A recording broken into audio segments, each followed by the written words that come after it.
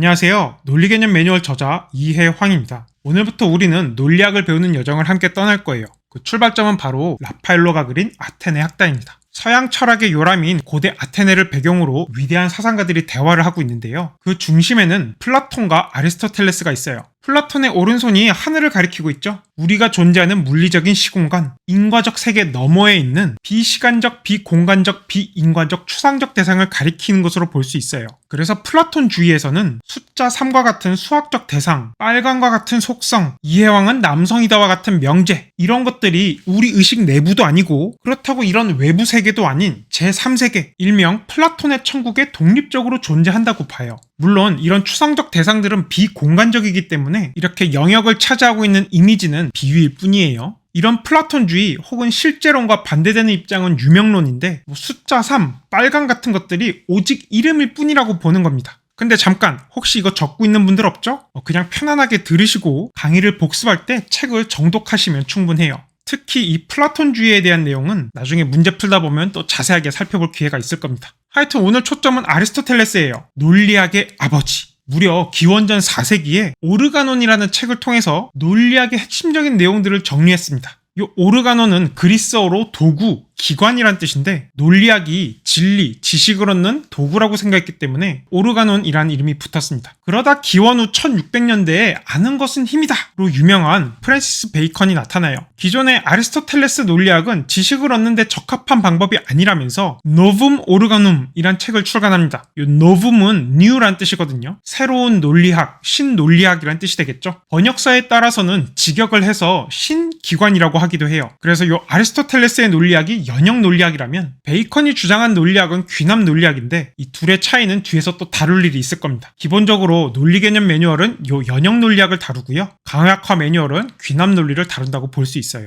자, 근데 이 논리학이란 도대체 무엇이냐? 현대적 정의에 따르면 논리학은 전제와 결론 사이의 지지관계를 탐구하는 학문입니다. 요 화살표를 탐구하는 거예요. 전제가 실제로 참이냐 거짓이냐는 경험 과학에서 따질 일이고 논리학은 형식 과학으로서 전제는 일단 참이라고 가정한 후에 결론의 지지관계가 어떠한지를 따지는 거예요. 그런데 이 구조 독해 시험이랑 똑같죠? 시험 지문 읽으면서 이게 참인지 거짓인지 의심하는 사람 없잖아요. 그냥 일단 참이라고 가정한 후에 이 선지가 도출되는가 추론되는가를 따지잖아요. 그래서 이런 구조적 유사성 때문에 논리학을 잘 공부하면 독해 시험에 직간접적으로 도움이 될 수 있어요. 이러한 논리적 사고는 현대사회에서 매우 중요하기 때문에 중요한 사람을 뽑는 시험 이름 자체에 논리가 들어가기도 해요. 바로 리트 추리 논증과 피셋 언어 논리입니다. 언어 논리는 말 그대로 언어를 통해서 논리적 사고를 측정하는 시험이고요. 추리 논증은 추리 더하기 논증인데 이 둘은 무슨 차이냐? 추리는 주어진 정보, 주장으로부터 새로운 정보, 주장을 이끌어내는 거예요. 예를 들어 셜록 홈즈는 범죄 사건과 관련된 정보로부터 범인에 대한 정보를 추리하죠. 반면 논증은 어떤 정보, 주장이 참임을 밝히기 위해서 다른 정보나 전제를 내세우는 겁니다. 예를 들어 판결문에는 흔히 사실 인정에 이르는 논증이라는 표현이 등장하거든요. 검사가 주장하는 범죄 사실을 결론으로 갖는 이 덩어리를 가리키는 거예요. 그래서 둘 다 전제로부터 결론을 추론하는 것과 관련이 있는데 초점이 조금 다르다 정도로 이해할 수 있어요.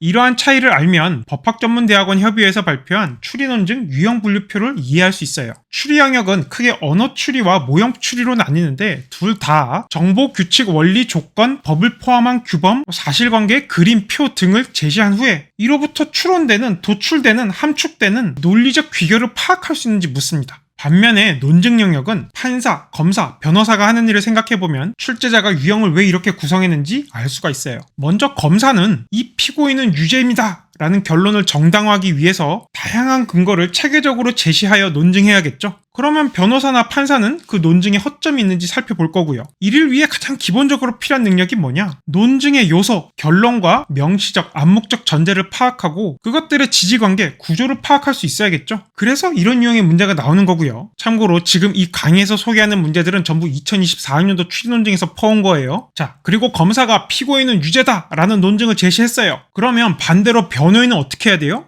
피고인은 무죄라고 논쟁해야 되죠? 반론하고 상대방 주장을 방어해야 될 거 아니에요? 그래서 이렇게 반론이 될 수 있는 걸 골라라 와 같은 문제가 출제되는 거고요. 끝으로 어떤 증거가 제시되었을 때 이게 피고인에게 유리할 수도 불리할 수도 있잖아요. 즉 논증의 결론이 강화될 수도 약화될 수도 있어요. 저는 이 강화 또는 약화 유형이 리트 추리 논증의 꽃이라고 생각해요. 그래서 아예 강화 약화 매뉴얼이란 책도 냈죠. 이 부분을 수험생들이 가장 혼란스러워하기도 하니까요. 제가 강화약화 판단 기준을 순서대로 정리해서 유튜브에 올려두기도 했으니까 리트 피셋 수험생이라면 어떤 교재, 어떤 강사분께 배웠든 간에 꼭 보길 추천드립니다. 별거 아닌 것 같지만 이렇게 깔끔하게 정리하기까지 저는 5년이나 걸렸어요. 딱 10분만 투자하시면 정말 많은 걸 배워갈 수 있을 겁니다. 자, 이렇게 추리논증이란 시험 과목을 개괄적으로 살펴봤는데 어떤 시험인지 감이 좀 잡히시나요? 물론 이런 유형 분류는 출제자들에게나 의미가 있고 수험생은 전혀 신경 쓸 필요가 없어요. 문제풀이에 하나도 도움 안 됩니다. 하지만 시험 준비하는 입장에서 최소한 시험 이름의 뜻과 의도 정도는 알 필요가 있다고 생각해서 제가 간략하게 설명해 봤습니다. 결국 중요한 건 논리고요. 그래서 전제와 결론 사이의 지지관계에 대해서 논리학이 정립해둔 내용을 배우는 게 핵심입니다. 근데 리트나 피셋을 준비하는 수험생들이 모두 논리학을 배워야 되냐? 라고 묻는다면 또 그렇지는 않습니다. 두 가지 경우에 해당된다면 굳이 논리학을 배울 필요가 없어요. 첫째는 타고난 두뇌가 상당히 좋은 경우예요. 키가 평균보다 훨씬 큰 사람이 있듯이 지능도 평균보다 훨씬 뛰어난 사람들이 있어요. IQ가 130, 150이 넘는 분들. 이런 분들도 논리학을 배우면 훨씬 더 잘 하시겠지만 굳이 배우지 않더라도 적성시험에서 충분히 좋은 결과를 내는 것 같아요. 아예 나는 멘사 회원입니다 라고 밝히는 합격수기도 있지만 밝히지 않았더라도 가끔 합격수기 보면은 특히 피셋 같은 경우에 저는 학원이나 교재를 따로 보진 않았고요. 그냥 정기는 기출문제 2번 정도 풀어봤더니 가뿐하게 시험 합격했어요. 이런 내용이 나오거든요. 그분들은 아마도 IQ가 상당히 높을 것으로 추정됩니다. 굉장히 부럽죠. 그런데 이렇게 선천적으로 IQ가 높지 않더라도 후천적으로 특정 학문을 깊게 공부한 경우에도 논리학이 굳이 필요하지 않을 수 있어요. 앞서 말했듯 논리학은 진리를 캐내는 도구로서 모든 학문의 뼈대입니다. 그러다 보니까 어떤 학문이든 그걸 깊게 공부하다 보면 자연스럽게 논리학의 추론 규칙들을 체화할 수가 있어요. 그래서 이런 분들이 논리 개념 매뉴얼 읽으면 뭐 이렇게 당연한 이야기를 장황하게 써놨지? 라고 반응할 가능성이 높아요. 물론 내가 암묵적으로 알고 있던 것들을 명시적 지식으로 보여준다는 데서 도움이 될 수는 있지만 굳이 안 배우더라도 시험은 충분히 잘 치실 것이다. 그런데 이 두 가지 경우에 해당되지 않는 분들, 평범한 두뇌를 가지고 평범하게 살아온 우리 대다수 수험생분들은 논리학, 논리 개념을 배움으로써 이런 분들과의 간극을 줄여나갈 수가 있어요. 예를 들어 1부터 100까지 더하라는 문제, 수학 천재 가우스는 이런 수학 공식 안 배워도 돼요. 실제로 배우지 않고도 고작 10살 때 이 공식과 동일한 방법으로 문제를 단박에 풀었죠. 근데 우리는 가우스보다 한참 모자란 평범한 두뇌를 갖고 있지만 고교 수학 과정을 배웠으면 이 공식에 대입해서 정답은 5050입니다 라고 가우스만큼 빠르고 정확하게 답변할 수가 있죠. 논리 개념이 바로 이러한 수학 공식과 같은 역할을 해줄 거예요.